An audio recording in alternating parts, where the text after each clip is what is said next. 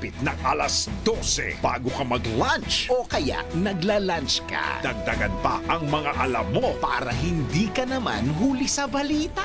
live sa DWIZ Manila at sa lahat ng DWIZ News FM sa buong Pilipinas, Luzon, Visayas at Mindanao at mapapanood ng live sa Aliw 23 Free TV at sa lahat ng digital channel ng DWIZ ang Balitang Bayan. Mga balitang nangyari lang at kasalukuyang nangyayari. Balitang Bayan. Kasama ang opisyal na tagagising ng bayan, si Drew Nasino. Di ka aantukin kapag nalaman mo na ang latest sa Balitang Bayan. Sa patuloy na pagbabalita ng tama at paglilingkod ng tama. Balitang Bayan.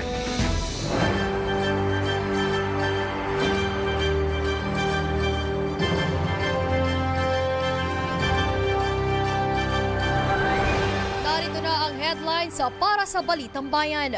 Balitang Bayan. Pagpapatupad ng maximum suggested retail price sa itlog, ikinukonsidera na rin ng DA. Balitang Bayan. Philippine Embassy Team natutulong sa paghahanap sa mga nawawalang Pinoy matapos ang malakas na lindol dumating na sa Mandalay, Myanmar. Balitang Bayan. Driver's license ng mga motoristang sangkot sa road rage incident sa Antipolo City, sinuspindi na rin ng LTO. Balitang Bayan. Balita sa ibayong dagat, China naglunsad ng military exercises sa Taiwan. Balitang Bayan. Balita pampalakasan, desisyon ng FIBA kaugnay sa kaso ni Gilas Pilipinas sa player Justin Brownlee hinihintay na. Balitang Bayan. At para naman sa ating showbiz news, Rian Ramos, nag-iba ang pananaw sa kasal dahil sa kanyang nobyo. Balitang Bayan. Magandang tanghali Luzon, Visayas at Mindanao. Sa ngalan ni Drew Nasino, ako po si Jen Patrolya. Balitang Bayan. Bago tayo dumako sa mga malalaking balita, alamin muna natin ang lagay ng panahon at iatid ang balitang yan ni Gia Rafael. Pinakahuli, pinaka-latest, pinaka-napapanahon. Whether we like it or not, ito ang magiging DWIZ Weather Report. Good news! Good news. Good Anong news. good news? May sahod? Wala. Ay, Taas sahod? uy, katatapos lang. Kakatapos. Ubus na ba agad? Akala ko may panibagong taas sahod na. Wala. LPA, wala na. Ayan, good Yun news ang nga good para sa ating mga news. kababayan. Ilang araw din siya binantay ng pag-asa ha. Pero yung easterlies, present pa rin po sa malaking bahagi ng bansa. Kaya expect nyo na ang mainit na panahon, lalo na magsa-summer na rin talaga. At tuloy-tuloy ang good news dahil sa loob ng 2-week forecast period mula March 31 to April 13, mababa ang tsansa na may mabuong LPA sa loob ng Philippine Monitoring Domain. At bukas na Wednesday, asahan ang magandang lagay ng panahon sa Metro Manila, pero maaari namang umulan sa Thursday at babalik tayo sa generally fair weather pagdating ng Friday.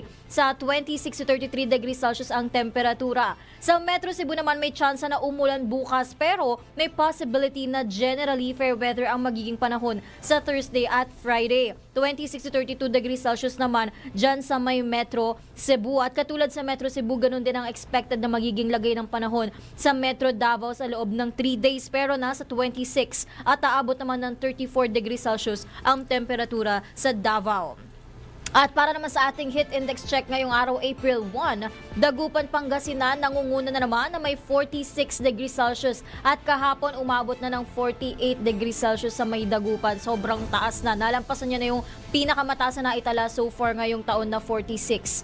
At sa may Iba, Zambales at Virac, Catanduanes naman parehong 43 degrees Celsius. Samantala, asahan ang paglubog ng araw mamayang 6 to 8 p.m. at ang pagsikat nito bukas at 5:52 a.m. At meron na lang po tayong 41 days bago ang midterm elections. Again, paalala po ng DWIZ na iboto ang tama at itama ang boto. At yan po muna ang aking latest weather report, whether you like it or not. Ako po si Gia Rafael, nagbabalita ng tama, naglilingkod ng tama. Pinakahuli, Pinaka-latest, pinaka-napapanahon, whether we like it or not. DWIZ. Weather Report. Balitang Bayan. At sa mga tampok po na balita, ikinukonsidera na rin ng Department of Agriculture na maglagay ng maximum suggested retail price sa itlog. Kasunod ito ng price monitoring ng kagawaran sa merkado kung saan umabot na sa 10 piso hanggang 12 pesos ang kada peraso ng itlog na dating nasa 6 hanggang 8 pesos lamang. Ayon kay Agriculture Secretary Francisco Chu Laurel Jr., mahigpit nilang minomonitor ang presyo ng itlog sa mga pamilihan upang hindi pa tumaas ang presyo nito. Merong humihiling anya na magpatupad na rin ng MSRP sa itlog pero kailangan muna itong ikonsulta sa mga stakeholder upang hindi mabigla ang industriya. Una nang ipinatupad ng DA ang 45 pesos na MSRP sa imported na bigas. Balitang Bayan. Sa iba pang tampok na balita, dumating na kagabi sa Mandalay City ang Composite Assistant to Nationals teams ng Philippine Embassy sa Myanmar. Ayon sa embahada, agad nakipagkita ang team sa Filipino Community Coordinator sa Mandalay upang alamin ang sitwasyon at kalagayan ng mga Pilipino roon matapos ang magnitude 7.7 na lindol. Dumiretso agad ang mga kinatawan ng Philippine Embassy sa lugar kung saan huling nakita ang 4 na nawawalang Pilipino. Nakikipag-ugnayan na rin sila sa supervisors na nangunguna sa search and rescue operations. Sa ngayon ay wala pang kumpirmadong Pilipino na nare-rescue o nare-retrieve mula sa site. Balitang Bayan. Kaugnay ng balitang yan, kasunod ng matinding pinsala na idinulot ng magnitude 7.7 na lindol sa Myanmar at Thailand, muling binalaan ni PHIVOLCS Director Teresito Bacolcol ang publiko sa posibleng pagtama ng dabiguan sa bansa. Sa panayam ng DWIC, sinabi ni PHIVOLCS Director Bacolcol na maaaring magkaroon ng mas matinding casualties sa Metro Manila sakaling maranasan ng bansa ang kaparehong lakas ng pagyanig na tumama sa Myanmar at Thailand. Sinasabing malakian niya ang magiging epekto ng mas malakas na lindol sa ekonomiya sa National Capital Region sa oras na tumama ito dahil nasa sentro mismo ito ng kapitala ng bansa. Mas maraming casualty siguro sa atin kasi yung West Valley Fault transects densely populated areas, samantalang yung sa Myanmar naman malayo doon sa capital nila. Patuloy naman ang panawagan ng PHIVOLCS na mainam na sundin ang minimum engineering standards sa mga ipinapatayong gusali at infrastruktura upang matiyak ang earthquake resilience ng mga ito. Pinaka-importante dito is first and foremost, we have to make sure that our buildings, our houses are earthquake resilient.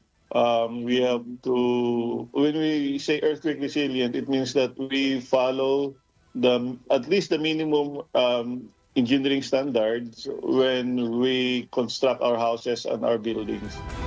Yan po ang tinig ni PHIVOLCS Director Teresito Bacolcol sa panayama ng DWIC. Balitang Bayan. Aminado naman ang Office of Civil Defense National Disaster Risk Reduction and Management Council na kulang ang pondo ng ahensya para sa paghahanda ng dabiguan na tatama sa bansa. Kasunod ito ng pagtama ng magnitude 7.7 na lindol sa Myanmar at Thailand. Sa panayam ng DWIC, sinabi ni NDRRMC Executive Director at OCD Administrator Undersecretary Ariel Nepomuceno na marami pang kailangan gawin ng pamahalaan para sa malakas na lindol tulad ng paghihigpit ng pag-i-issue ng buildings permit, pag-retrofitting sa mga lumang ospital o mga gusali at pagpapaigting sa mga early warning system. Hindi naman tayo napakayamang bansa. Kaya ang susi dito, yung tamang program, prioritization. Taon-taon, nag-i-improve po yung ating preparation, lalo na tungkol dito nga sa struktura na dapat audit yan at na-retrofit pag kinakailangan. At yung mga bago pala itatayo, sana yun ay tumunod na at huwag mga shortcut doon sa mga pagkuha ng building, construction permit at occupancy permit. Umapila naman si Undersecretary Nepomuceno sa mga Pilipino na gamitin ang hazardhunter.ph upang matukoy kung malapit ang bahay sa fault line. Yung hazardhunter.ph, yung Hazard Hunter Philippines, na ginawa po yan ng NGT, puntahan po nila yan. Web app po yan. Itatype nila yung sarili nilang address, eksaktong address, malalaman nila kung gano'ng kalayo or kalapit sila sa fault system, sa landslide prone area, liquefaction prone area. Siyempre, hindi naman sila makakaalis kagad ng bahay at maglilipat ng bahay, ano? Dahil mahal po yan. Pero at least yung kaalaman ko at posyo nila ay malaking kapangyarihan po yan upang sila ay makapaganda. Una, Yan po ang tinig ni NDRRMC Executive Director at OCD Administrator Undersecretary Arnel Nepomuceno sa panayama ng DWIZ. Balitang Bayan. Bukas ang kagawaran ng PHIVOLCS sa paggamit ng Artificial Intelligence o AI upang matiyak ang disaster preparedness sa bansa. Sa panayam ng DWIC, sinabi ni PHIVOLCS Director Teresito Bacolcol na malaking tulong sa kanilang tanggapan ang presensya ng advanced na teknolohiya upang mapaigting ang kahandaan sa sakuna.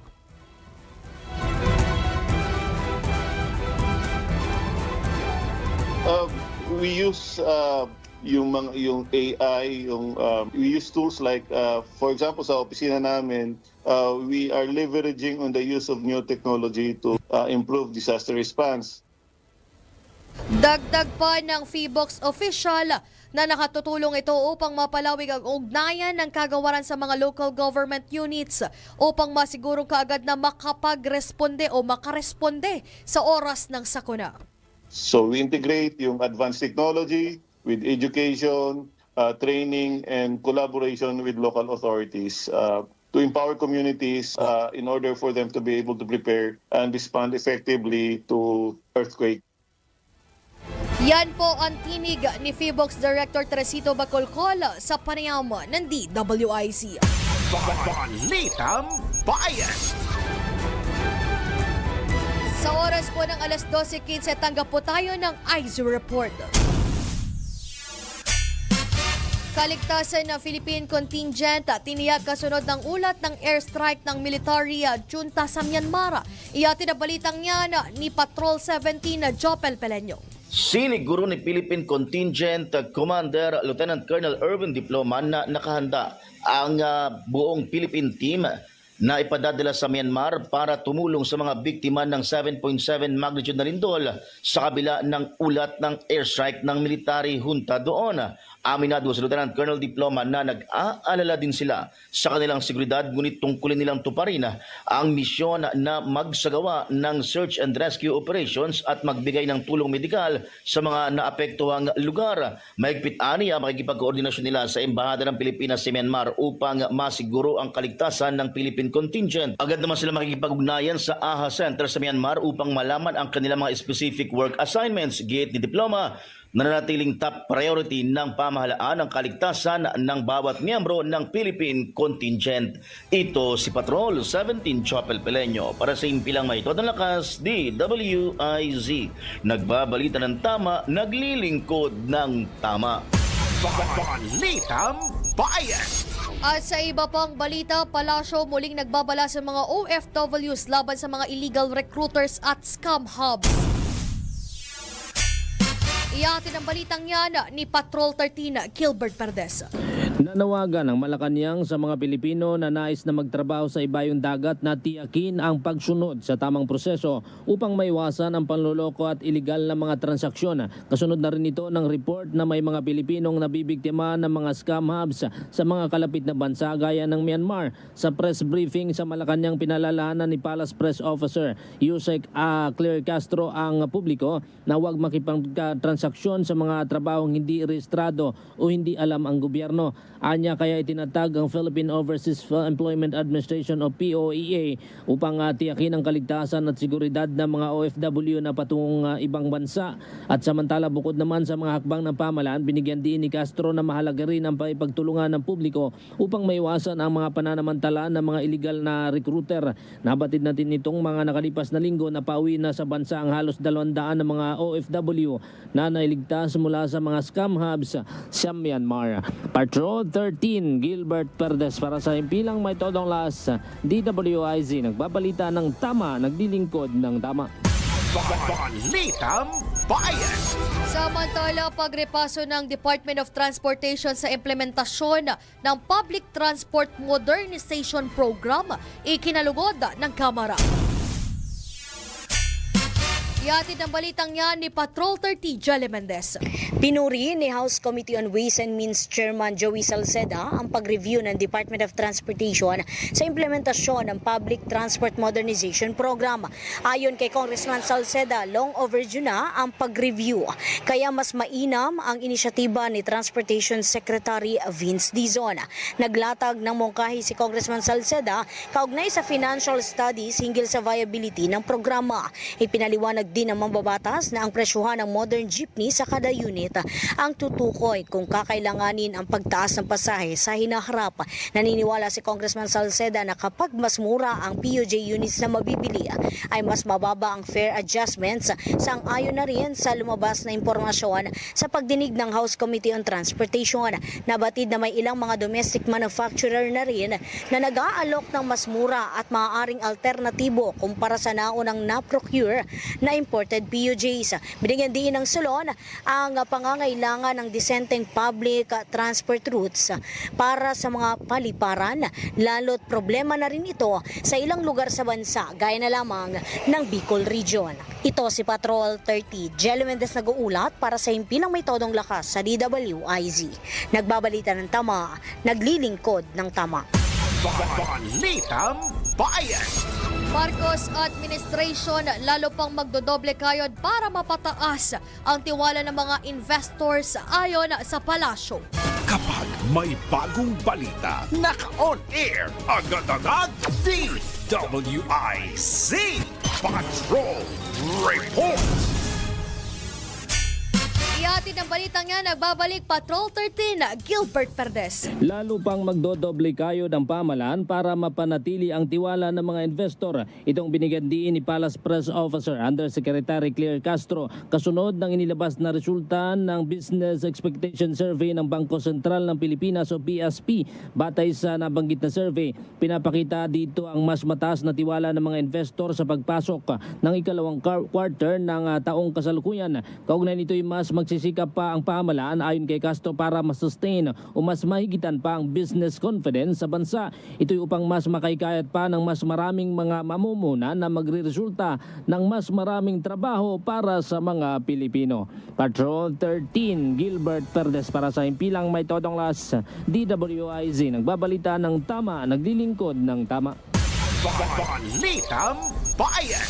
Sa iba pang balita, ilang mga personalidad kumpiyansang mareresolba na ang tamang definisyon ng political dynasty.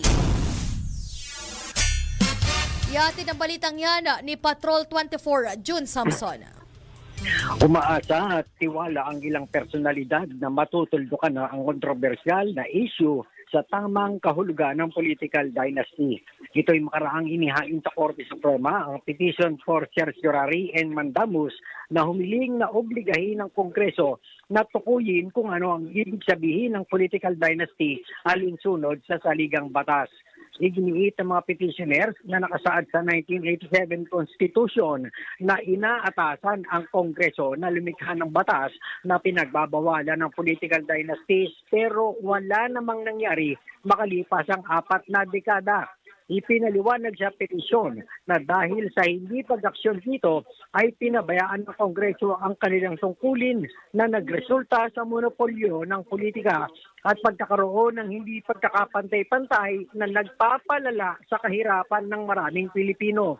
Kabilang sa mga petitioners, sina dating Supreme Court Senior Associate Justice Antonio Carpio, dating Ombudsman Conchita Carpio Morales, Professor Cielo Magno, Professor Dante Gatmaytan, Professor Solina Willie Monsod, Attorney Christian Monsod, Advocates for National Interest, UP Law Class 1975, 4 na obispo at 7 pari ng Simbahang Katolika. Respondents naman, sina Senate President Chis Escudero at House Speaker Martin Romualdez para sa 2 kapulungan ng Kongreso. Patrol 24, June Samson, para sa impilang may todong lakas, DWIZ, nagbabalita ng tama, naglilingkod ng tama. Balitang Bayan. Samantala, COMELEC kinumpirma na may 4 na persons of interest ang PNP sa pananambang sa election officer na si Bay Maceda Abo at asawa nito. Ihatid ang balitang yan ni Patrol 5, Ayayo Pangko. Kinumpirma ni Convention on Elections Chairman George Erwin Garcia na may 4 na persons of interest ang Philippine National Police sa pananambang sa election officer na si Bay Maceda Abo at sa Mr. nito. Ayon kay Garcia, may lead na ang Philippine National Police at binabantayan na ang kilos ng mga itinuturing na responsable sa pananambang sa Dato Odin na Sinsuwat. Political din ang tinitingnang motibo ng COMELEC sa pananambang. Kaya't pinag-aaralan ng COMELEC ang pagbabago ng mga miyembro ng Electoral Board at ang paglilipat ng ilang presinto. Sinabi rin ni Garcia na binigyan na nila ng tigda-2 security personnel ang lahat ng election officers sa lalawigan ng Maguindanao upang matiyak ang kanilang seguridad. Nagdagdag na rin ang COMELEC ng mga tauhan mula sa Philippine National Police at mga sundalo, pati na rin yung mga checkpoint sa mga kritikal na lugar upang matiyak ang mapayapang halalan. It is Patrol number 5. Ayaw pa para sa implementado ng lakas, DWIC. Nagbabalita ng tama, naglilingkod ng tama. Balitang Bayan. Pagpapalaya sa mga kwalipikadong bilanggo ipinagpapatuloy ng Bucor. Nagbabalik Patrol 24, June Samson. Tuloy-tuloy pa rin ang pagpapalaya sa mga kwalipikadong bilanggo na ginagawa ng Bureau of Corrections bilang bahagi ng decongestion program. Kasabay niya na ikinumpirma ni Bucor Director General Gregorio Catapang Jr. na sa katatapos pa lamang ng buwan ng Marso ay umabot na sa total na 1,058 na mga persons with liberty ang nakalaya na. Nilinaw naman ni Katapang na kabilang na umano dyan ang 188 na pinalaya kahapon mula sa New Bilibid Prison sa Muntinlupa City. Karamihan anya sa mga napalaya ay yung mga ginawaran ng parol, nakatapos na ng kanilang sentensya at mga napawalang sala o naabselto sa kaso. Samantala, batay sa datos ng Bucor, mula ng manungkulan si Pangulong Bongbong Marcos ay umabot na sa higit 20,000 na mga PDL ang napalaya sa mga pintan sa buong bansa. Patrol 24, June Samson, para sa impilang may todong lakas, DWIC, nagbabalita ng tama, naglilingkod ng tama. Kapag may bagong balita, naka-on air, agad-agad, DWIC Patrol Report. At ang oras po sa Pilipinas, alas 12:26 na po na magandang tanghali. Magbabalik po ang Balitang Bayan. Oras hatid sa inyo ng PhilHealth para sa bawat Filipino. Balitang Bayan. Sa oras po ng alas 12:30, nagbabalik po ang Balitang Bayan sa pagpapatuloy po ng balitaan. Sinuspinde na ng 3 buwan ng Land Transportation Office ang driving license ng SUV driver at isa sa 3 motorcycle riders na sangkot sa road rage incident sa Antipolo City, Rizal na nauwi sa pamamaril na ikinasuwi ng isa at ikinasugat ng 3 iba pa. Pinagpapaliwanag din ni LTO Intelligence and Investigation Division Head Renante Militante ang SUV driver at mga rider bilang bahagi ng investigasyon ng ahensya. Isinailalim na rin ng LTO sa alarm ang SUV at isa sa mga motorsiklong sangkot sa insidente. Inihayag naman ni LTO Chief Assistant Secretary Vigor Mendoza II na ang resulta ng investigasyon ang magsisilbing batayan ng kanilang mga posibleng aksyon laban sa SUV driver at mga rider. Naganap ang pamamaril sa Marcos Highway, Barangay San Jose noong Linggo ng hapon. Balitang Bayan. Murder na ang ihahaing reklamo ng Antipolo City Police laban sa SUV driver na sospek sa pamamaril sa 4 na katao sa Barangay San Jose. Kinumpirma ni Antipolo City Police Chief Lieutenant Colonel Ryan Manongdo na ang desisyon nilang iakyat sa murder ang complaint mula sa frustrated murder ay magkaraang bawian ng buhay ang isa sa mga biktimang kinilalang si alias Peter kahapon. Bukod pa ito sa 2 counts ng frustrated murder at paglabag sa gunman. Nasa prosecutor at husgado na anya ang bola at naibigay na ng pulisya ang lahat ng kailangang ebidensya. Batay sa initial na investigasyon, nagkaroon ng pagtatalo at nagkapisikalan ang 28 anyo sa suspect na si alias Kenneth at mga biktimang rider na nauwi sa pamamaril ng SUV driver sa Marcos Highway, Sitio, Kalumpang nitong linggo. Balitang Bayan. At sa iba pang balita, naglabas ang Department of Labor and Employment ng pay rules para sa mga manggagawa sa darating na holiday ngayong buwan ay sa dole makakatanggap o matatanggap pa rin o makatatanggap pa rin ng 100% sa arawang sahod ng mga empleyadong hindi papasok sa Idil Fitir. Itong ngayong araw, Abril 1, araw po ng Kagitingan, Abril 9, Huwebes Santo, Abril 17 at Biyernes Santo, Abril 18. Makakatanggap naman ng 200% na sahod at dagdag na 30% para sa overtime ang mga manggagawang papasok sa mga nabanggit na regular holiday. Kaugnay nito ang Abril 19, Black Saturday na isang special non-working holiday ay paiiralin naman ang no work, no pay. Nakakalungkot. Balitang Bayan. At sa iba pang balita, ipinanawagan muli ng Trade Union Congress of the Philippines ang agarang pagpasa sa panukalang 200 pesos legislated wage hike. Binigyan din ng TUCP na ngayong halalan dapat ay maglatag ang mga kandidato ng mga solusyon kaugnay sa mga isyong kinakaharap ng marginalized sector, partikular na ang mga mahihirap o kahirapan at endo.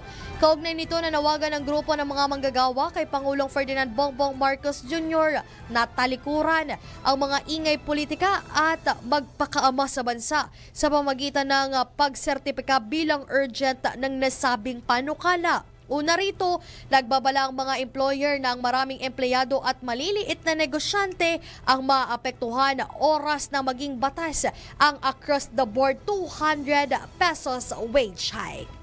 Balitang Bayan. Wala nang atrasan ang pagpapatupad ng 5 pesos na dagdag pasahe sa Light Rail Transit 1 o LRT1 simula po yan bukas.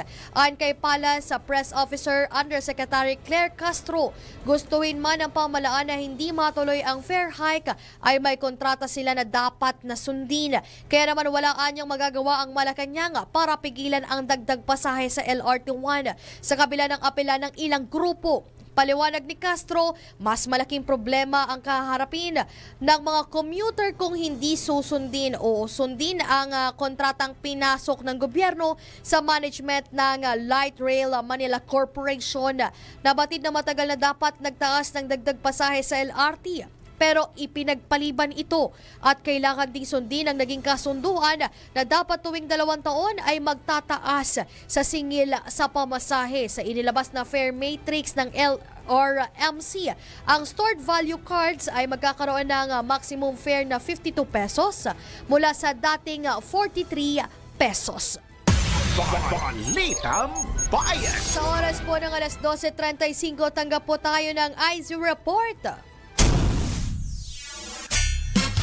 Umano'y irregularidad sa Education Service Contracting Program ng gobyerno. Pinaiimbestigahan ng isang mambabatas. Iyatin ang balitang yan ni Patrol 30 Jelly Mendez. Naghain ng resolusyon si Cagayan de Oro City Representative Rufus Rodriguez upang imbestigahan ang umano'y mga irregularidad sa Education Service Contracting Program sa ilalim ng Government Assistance to Students and Teachers in Private Education. Batay na rin sa House Resolution number 2252. Binigyan din ni Congressman Rodriguez na itinatapos itinatag ang ESC program upang magkaloob ng financial assistance sa mga mag-aaral mula sa low-income families at makapag-enroll sa pribadong eskwelahan sa pamamagitan ng vouchers. Ginawa ang resolusyon kasunod na rin ng ulat na pinigil ng Department of Education ang nasa 200 million pesos na halaga ng school vouchers dahil sa questionable at hindi beripikadong student claims.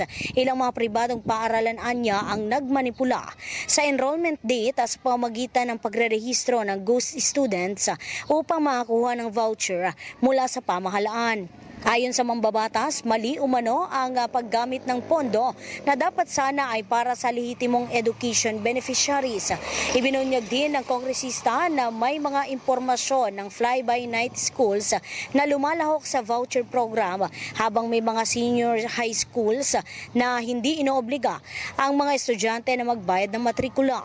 Bukod dito ay sinasabing may mga nabigong mag-comply sa required number ng instructional hours, nag-aalok ng monetary incentives sa mga principal o mga teacher kapalit ng student recommendations at may mga paaralan na nag-ooperate lang ng half day o 2 beses sa isang linggo ang klase.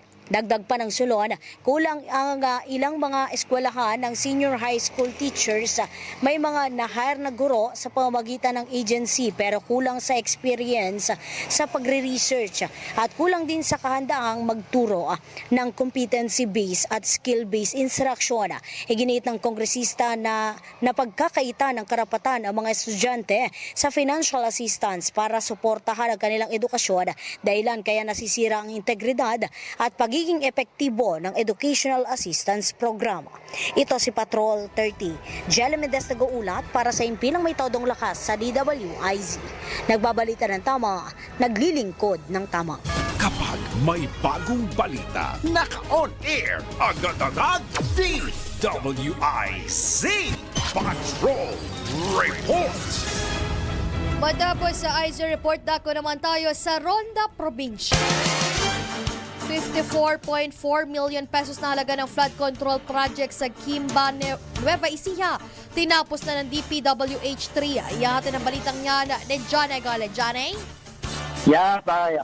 Ibinabalita nga nito mga Department of Public Works and Highways o DPWH sa Regional Office 3 na nakumpleto na nila itong 245 linear meters na flood control mitigation project sa kahabaan ng Reyes River sa bayan ng Jimba sa Nueva Ecija na nagkakalaga ng 54.4 million pesos.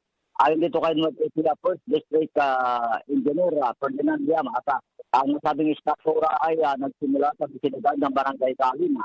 Ito ay proteksyon laban sa baha ng ilang mga barangay sa lugar at napawang mga palayan at upang maiwasang gumho ang lupa sa nasabing ilog na malaking panganib para sa mga residente sa lugar. Gayon din sa kanilang mga lupain na unti-unti na umanong kinakain ng tubig baha dahil sa malakas na pag-agos nito, lalo na sa panahon ng kalamidad. Ayon dito kay DPWH Region 3 Director Roselier Tolentino, all-weather niya at matibay ang pagkakagawa ng naturang istruktura. Gayon din ang disenyo nito upang matiyak na kayang sagsaan ang malakas na agos ng tubig baha sa nasabing ilog. Paliwanag naman ito si D. Llamas, maraming magsasaka ang makikinabang sa proyekto nito dahil naisalba na ang nila sa kanilang mga kakahana na dati ay hindi na tinataniman na dahil sa banta ng baha. Ngayon ay dahil sa flood control mitigation project na ito ay maaari na muli nila ito matamdana ang nasabing mga nakatiwangwang na sakahan. Maliban sa nasabing proyekto ay maaari pa umanong magamit ito mga nagsasaka sa lugar ang flood control structure bilang alternate road para mapabilis nila madala sa national road ang kanilang mga ani dahil sa ayusin din nila at ibabaw ng flood control dahil upang mag-building farm to market road sa hinaharap. Sa ganitong hakbang, ayon pa rito kay William Asyak na lalago ang rice corn at high-value crop production na sa lalawigan ng Nueva Ecija. Kaya ng update, dito sa gitna ng gusto, nito si Johnny Goles, Central Contatola, nag-ulat sa sila may udulakas DWIC, nagbabalita ng tama, naglilingkod ng tama. Balitang Bayan. At sa iba pang balita, patuloy na pinanatili ng Pag-ibig Fund ang mababang interest rates para sa mga housing loans ng ahensya upang matulungan ang mga miyembro nitong makabili ng sariling bahay. Pananatilihin ng ahensya ang 3 taong repricing period nito sa 6.25% kada taon at ang 1 taong repricing period nito sa mas mababang 5.75%. Ayon kay Pag-ibig Fund CEO Marilyn Acosta, layo ng kagawaran ito o ng ahensyang ito na magbigay ng mas abot kayang halaga ng pabahay para sa mga kasalukuyan at kwalipikadong mga miyembro nito. Ang naturang housing loan ay may palugit na hanggang 30 taon at may flexible na repayment terms. Tiniyak din ng Pag-ibig na patuloy nilang pagbubutihin ang pagpapaigting sa mga programang pabahay upang matulungan ang mga miyembro na maaabot ang kanilang sariling tahanan. Ang mga interesado ay maaaring mag-apply para sa housing loan sa mga sangay ng Pag-ibig o sa kanilang online portal. Balitang Bayan. Sa oras po ng alas 12:42, tanggap ulit tayo ng Ronda Probinsya. Rape suspect sa Pampanga natimbog sa hideout sa Minalina. Iyatin ang balitang yan ni Johnny Gale. Johnny? Yes, matapos na itong halos dahil ang panahong pagtatago sa batas, natakutin na rin sa wakas ng mga operatiba ng Minalin na police station. Itong isang lalaking wanted sa kasong rape sa nasabing bayan at sa kanyang hideout dito sa Barangay Lourdes na Minalin, Pampanga. Pinilala sa kanyang first name ang suspect na Joseph na kabilang umano sa mga most wanted person na individual level dahil sa tinakbuhan ng kasong pagdadahasa ilang taon na nakataraan. Ay dito kay Pampanga Police Provincial Director Chairman J. Dinaandala. Ang pagkakaresto dito sa suspect ay kabisa ng arestwaran na may langgan ni Judge Robert Alexander Raton Malig ng Regional Trial Court o RTC Branch 45 City of San Fernando, Pampanga noong 1 Marso 21, 2021 sa ilalim ng criminal case number 861-4962 for violation of Article 366-A o rape case. Nabatid ang suspect ay may patong ng 130,000 pesos para sa kanyang pagkakahuli. Ayon pa rito sa police record na ganap ang kanya noong Enero 2021 mga alas 12:30 ng madaling araw sa barangay Santa Maria sa nasabi ring bayan matapos niyang gahasain ng kanyang hipag o sister-in-law. Ang pagkakaresto dito sa suspect ay dito kay Dinaandal ay sa pamamagitan ng Pampanga Police at Regional Intelligence Unit 3 sa tulong na rin itong Minalin Police Station. Ang suspect na kasalukuyan na kukuya-kuya-kuya na ngayon dito sa loob ng custodial facility ng Minalin Police Station sa Pampanga ay nakatakdang dalhin upang iharap sa sala nitong si Judge Maliga para sa kumpirmasyon ng kanyang pagkakahuli sa katuluyan na siyang igabiyahe sa pilitan sa ilalim ng serbisyo ng Bureau of Jail Management and Technology of BPNP. Mula dito sa Gitna Luzon, ito si Jody Gomez ng Kalsong Katola, nagulat sa sila matulog at DWIC nagbabalita ng tama, naglilingkod ng tama. Balitang Bayan. At sa iba pang balita, pinagsusumite ng report ni House Committee on Metro Manila Development Chairman at Manila Representative Rolando Valeriano ang mga kaukulang ahensya ng gobyerno bilang preparasyon sa malakas na lindol lalo na ang tinatawag na The Big One. Ito'y matapos yanigin ng malakas na lindol ang Myanmar at Thailand na layong makita ang kahandaan ng Pilipinas sa malalakas na lindol dulot ng pinangangambahang paggalaw ng Marikina Valley Fault at Manila Trench Subduction Fault. Kabilang sa mga ahensyang pinagsusumite ang National Disaster Risk Reduction and Management Council, Metro Manila Development Authority, Department of Science and Technology, PVOX, Department of Finance at Department of Human Settlements and Urban Development. Ayon kay Valeriano, dapat mailatag na ang mga hakbang upang maiwasan ang pagkasawi at para matiyak din ang ligtas ng mga tahanan, gusali at mga tulay. Ipinunto pa ng mambabatas na dapat ding paghandaan ng tsunami at trahedyang idudulot ng lindol sa mga coastal areas, partikular sa Manila Bay, Pasig River, Marikina River at Laguna de Bay. Balitang Bayan. At ang oras po sa Pilipinas, Alas 12:45 na po na magandang tanghali, magbabalik po ang Balitang Bayan. Oras hatid sa inyo ng Arena Plus. Sa Arena Plus, astig sa sports. Download Arena Plus app now in App Store. You can watch it also on arenaplus.ph. Sa Arena Plus, astig sa sports. Gaming is for 21 years old and above only. Keep it fun, game responsibly. Balitang Bayan. At ang oras po sa Pilipinas, alas 12:48 po na magandang tanghali, nagbabalik po ang Balitang Bayan sa pagpapatuloy po ng balitaan na nawagan ng Malacanang sa mga local governments units na higpitan ang pagbibigay ng building permit sa mga nagpapagawa ng gusali kasabay ng paghahanda ng bansa sa Dabiguan. Ito'y upang matiyak na matibay at may kalidad ang lahat ng gusali kasunod ng pagtama ng malakas na lindol sa Myanmar at Thailand. Ayon kay Palace Press Officer Undersecretary Claire Castro, bukod sa mahigpit na pag-i-issue ng building permits, inatasan na rin ang mga lokal na pamahalaan na inspeksyonin ang mga gusali. Noon pa man anya ay tuloy-tuloy ang paghahanda ng bawat ahensya ng gobyerno sa ganitong klase ng sakuna, gaya ng nationwide earthquake drills, fire drills at may mga nakahanda ring go bags.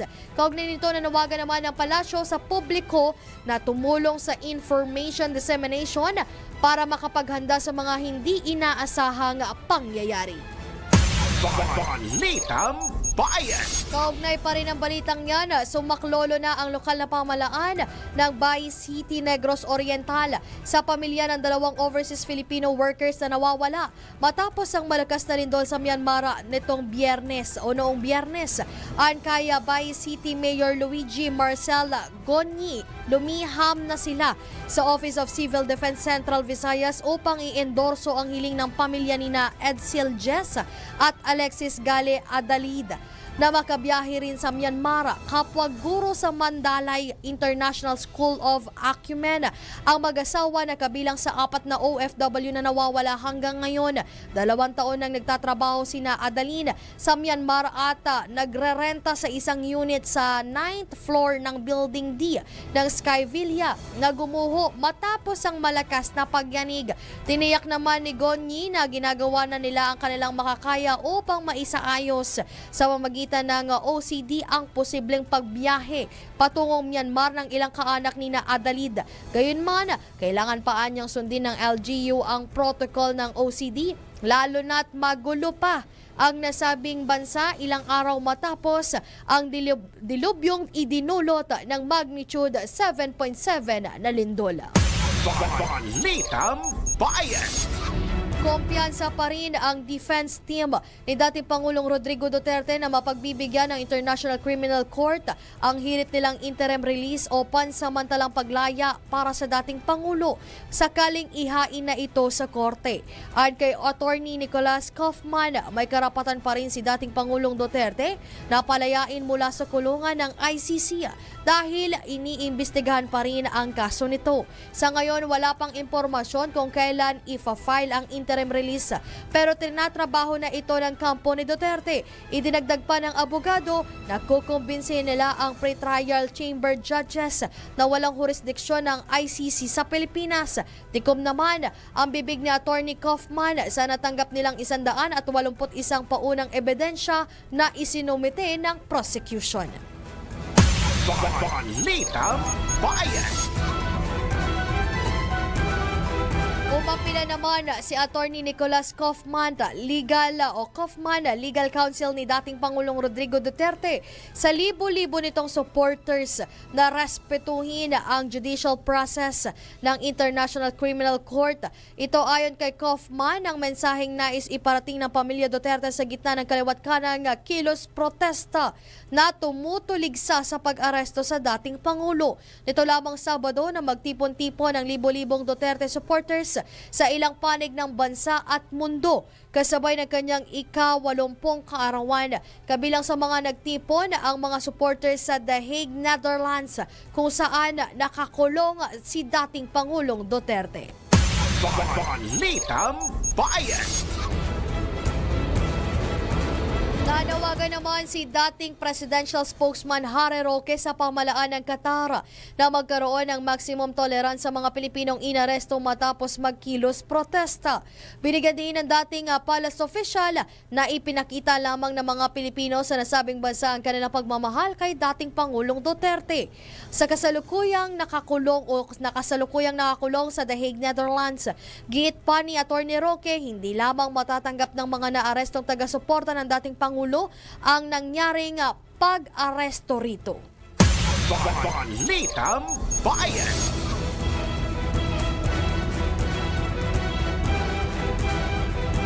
Naniniwala naman ng Philippine Statistics Authority na malaki ang naitutulong ng National ID Authentication para sa epektibong paghahatid ng serbisyo at maayos na transaksyon sa publiko. Ayon sa PSA, mas matitiyak ang pagkakakilanlan ng isang individual galit ang facial recognition o fingerprint scanning bilang authentication service ng National ID. Sinabi ni PSA Chief Undersecretary Claire Dennis Mapa na nakapagbibigay ito ng higit na mataas na antas ng seguridad kumpara sa ibang ID, kaya mas naiiwasan ang pandaraya sa anumang transaksyon. Ginamit na halimbawa ng PSA ang pakinabang ng authentication ng National ID sa 4Ps ng Department of Social Welfare and Development, kung saan ginagamit ang fingerprint scanning at facial recognition upang ma-verify ang pagkakakilanlan ng benepisyaryo. Kaugnay nito, ang paggamit ng National ID Authentication ay napapabilis at napapadali ang identity verification sa mga bangko at iba pang financial institutions. Balitang Bayan. Samantala, inatasan na ng Bangko Sentral ng Pilipinas ang mga financial institution na paigtingin ang pagmamatsyag kontra vote buying at selling gamit ang online banking. Tugon ito ng BSP sa hirit ng COMELEC na magpatupad ng mas mahigpit na mekanismo laban sa pamimili at pagbebenta ng boto. Hinimok din ng BSP ang publiko na isumbong sa Philippine National Police o National Bureau of Investigation ang anumang namomonitor nilang election violations ngayong nalalapit na ang midterm polls. Ito'y upang maiwasang magamit ang online banking at mobile wallet platforms sa pagbebenta at pagbili ng boto mahigit isang buwan bago halalan. Pinatutukan naman ng Central Bank ang mga kahina-hinalang biglang dami ng account registrations sa mga lugar na kilalang talamak ang vote buying at ang mga malalaking transaksyon ngayong election period. Balitang Bayan. Naniniwala naman si Bureau of Immigration Commissioner Joel Anthony Viado na kailangan ng maghigpit sa pagbabantay sa illegal na paglabas ng mga Pilipino sa bansa. Ito'y matapos mapag-alamang 54 sa mga Pilipinong biktima ng human trafficking sa Myanmar ay posibleng dumaan sa backdoor exit. Ayon kay Immigration Commissioner Viado, ginagamit umano ng mga sindikato ang maliliit na bangka upang iligal na maihatid ang mga biktima palabas ng bansa. Binigyan din naman ng Commissioner na ang pagpapatibay ng regulasyon ay tugma sa kampanya ni Pangulong Ferdinand Bongbong Marcos Jr. upang masugpo ang human trafficking. Dagdag pa ng immigration official na nais isulong ng ahensya ang pagpapataw ng legal na aksyon laban sa mga Pilipinong lumalabas sa bansa ng iligal. Balitang Bayan. Mga balitang dapat alam mo kahit sa labas ng bansa. DWIZ. Balita sa ibang bansa. Inununsad ng China ang malawakang military exercises sa paligid ng Taiwan bilang bahagi ng kanilang drills na magtakda ng blockade sa self-ruled na isla. Ayon kay Chinese military spokesperson Senior Colonel Shi Yi, layo nito na magbigay ng babala sa mga hinihinalang separatist o illegal na grupo sa Taiwan. Dagdag pa ng tagapagsalita na ang sentro ng naturang drills ang Sea Air Combat Readiness at blockade sa mga mahalagang lugar at sea lane sa China kung saan ipinadala ang mga hukbong dagat at himpapawid. Una lang tinutulan ng Taiwan ang anumang pag-angkin ng China sa kanilang teritoryo at itinuturin ng Taiwan na ang China ay isang foreign threat. Balitang bayan. Sa mundo ng palakasan, ang latest malalaman sa DWIZ Sports News.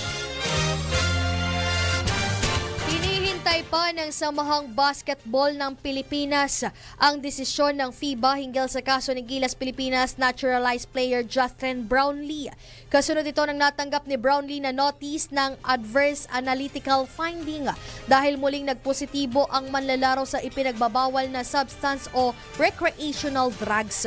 Ayon sa SBP, inaayos na ng abogado ni Brownlee mula sa US ang nasabing kaso. Sa ngayon, wala pa ring inilalabas na official ruling ang FIBA.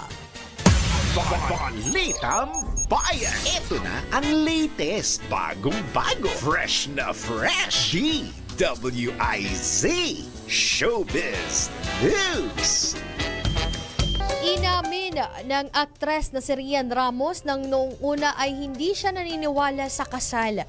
Pero nagbago ito dahil sa kanyang nobyo na si Sam Versosa. Ay sa aktres, matapos ang nangyari sa pagsasama ng kanyang mga magulang, ay tumanim na sa isip niya na wala talagang forever. Marami niya siyang natutunan sa nobyo at nakikita niyang pareho silang lumalago sa kanilang relasyon.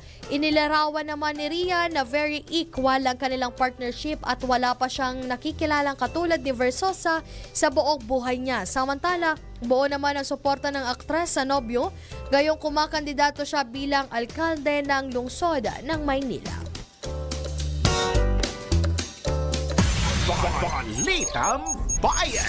At yan po ang nakala po ng aming himpilan dito po sa DWIZ at Aliw Channel 23. Maraming salamat po sa mga sumusuporta at sa aming mga nakaagapay dito po sa DWIZ at Aliw Channel 23. Sa ngalan nga po ni Drew Nasino, ako po si Jen Patrolya, nagbabalita ng tama, naglilingkod ng tama at babatiin ko nga lang po ng happy birthday ang aming editor, supervisor, DWIZ at Aliw Editor Supervisor na si Nino Reyes. Ayan. Happy birthday po kay Kuyang Onin.